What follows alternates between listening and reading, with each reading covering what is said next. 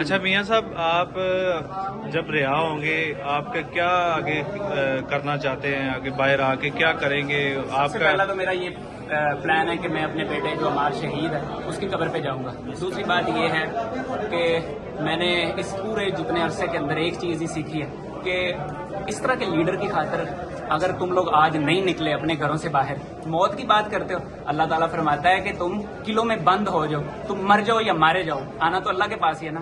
تو کیوں نہ ہم ایسے فیصلے کریں جس سے اللہ خوش ہو جائے. تو اللہ کو خوش کرنا ہے. اور اس طرح کے لیڈر کے لیے نا، خان کے لیڈر کے لیے میں ایک نہیں، میرا جو ہمارا بیٹا شہید ایک نہیں، دوسرا نہیں، تیسرا نہیں، میرے سارے بیٹے اگر مجھے اللہ نے اور بھی دیے تو وہ بھی سارے کے سارے قربان، کیونکہ وہ ایسا شخص ہے. کیونکہ عادل حکمران جو ہوتا ہے اس کی ایک دن کی جو زندگی ہے نا، ہماری 70 سال عبادت سے زیادہ اس کی ہوتی ہے. تو بات یہ ہے کہ آپ ایسے لیڈر کے لیے نا جانیں قربان کرو، اور میں اپنے لیڈر کے لیے اپنی جان قربان کرنے کے لیے تیار ہوں.